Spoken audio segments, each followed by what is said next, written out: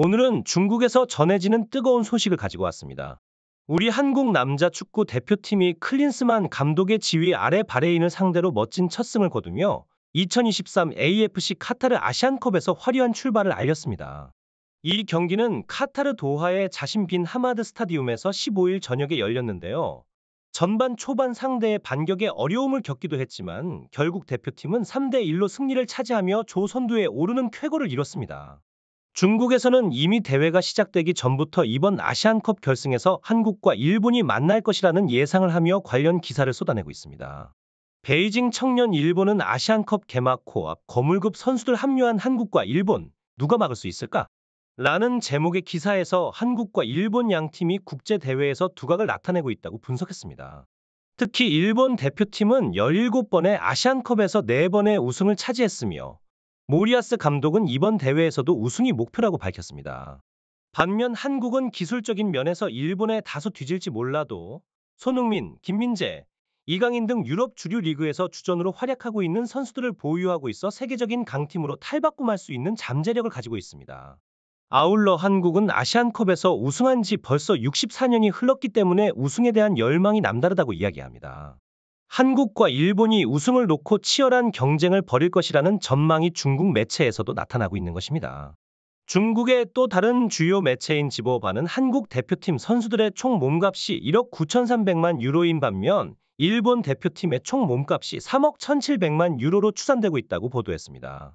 이에 따르면 한국 대표팀은 아시아의 넘버원 스타 손흥민을 주축으로 한 고품질의 스타 플레이어들을 보유하고 있지만 일본에 비해 교체 자원의 부족으로 토너먼트에서 어려움을 겪을 수 있다고 분석했습니다.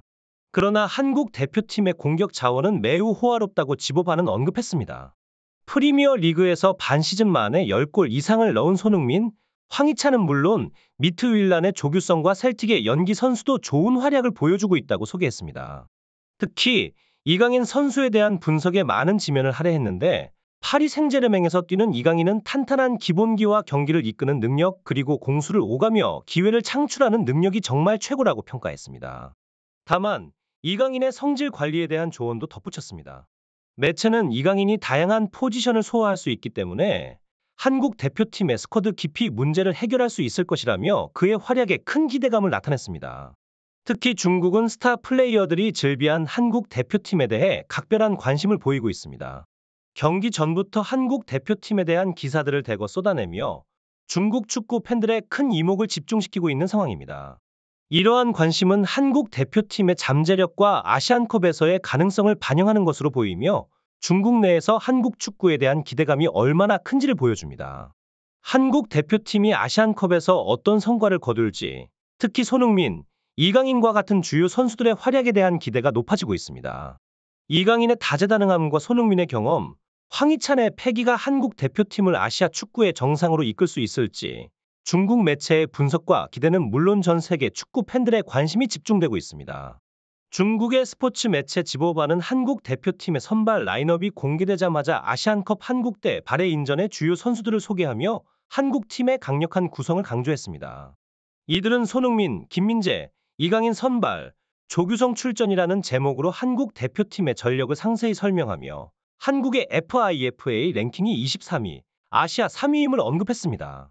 반면 바레인은 FIFA 랭킹 86위, 아시아 12위로 지난 아시안컵에서 한국이 바레인을 연장전에서 2대1로 꺾었다고 전했습니다. 경기 주심으로는 중국의 심판 마닝이 배정되었다는 소식과 함께 울버햄튼 소속의 황희찬 선수가 부상으로 빠졌다는 소식도 전했습니다. 또한 토트넘이 공식 SNS를 통해 아시안컵에서 손흥민 선수와 한국 대표팀의 행운을 빌었다는 응원의 메시지도 보도하며 중국 팬들의 부러움을 드러냈습니다. 경기가 시작된 후에도 지보바는 한국 대표팀의 경기 소식을 신속하게 전했습니다. 매체는 바레인의 반격과 한국의 전술적 대응, 특히 전반 27분 동안 받은 3장의 옐로우 카드에 대한 소식을 전하며 경기의 긴박한 분위기를 전달했습니다. 이에 중국 네티즌들은 중국 심판 마닝의 역할과 손흥민 선수에게 부여된 레드 카드에 대해 다양한 반응을 보였습니다. 일부는 손흥민이 빨리 토트넘으로 돌아가야 한다는 농담을 했습니다. 전반 38분에 한국의 선제골이 터지자 지보바는 바레인을 리드하는 한국의 득점 상황을 상세히 보도했습니다. 교착 상태를 깨다 황인범 파워풀한 포스트로 골을 넣어 한국이 바레인을 1대 0으로 리드라는 제목의 기사를 통해 한국 팀의 득점 장면과 경기의 전개를 생생하게 전달했습니다. 전반전이 마무리될 때 중국 매체는 황인범의 득점으로 한국이 바레인을 1대 0으로 앞서며 종료되었고 주심 마닝이 옐로우 카드 5장을 꺼냈다는 소식을 전했습니다. 한국 매체들은 중국 주심의 판정에 대해 문제를 제기하며 한국에 주어진 옐로우 카드 2장이 논란의 여지가 있다고 지적했습니다. 후반 6분에 바레인의 동점골이 터지자 중국 매체는 바레인, 한국과 1대 1로 동점, 벽을 뚫은 패싱 플레이로 혼전 상황에서 득점이라는 제목의 기사를 내보냈습니다. 클린스만 감독의 실망스러운 표정도 보도되었습니다. 하지만 한국이 동점골을 허용한 지 5분 만에 역전골을 터뜨리자 매체는 축구 스타의 역할, 이강인 원더골, 한국 다시 앞서 나가라는 제목으로 이강인 선수의 환상적인 득점 장면에 대한 감탄을 나타냈습니다. 경기장의 생생한 직캠을 통해 한국 선수들의 세리머니와 열광적인 관중석 분위기도 공유했습니다. 이강인 선수가 후반 23분에 쐐기골을 기록하자 중국 매체는 완전한 개인 능력, 이강인, 수비수들을 제치고 왼발로 파포스트 골, 한국 3대 1로 바레인 제압이라는 제목으로 이강인 선수의 멀티골에 대한 놀라움을 드러냈습니다.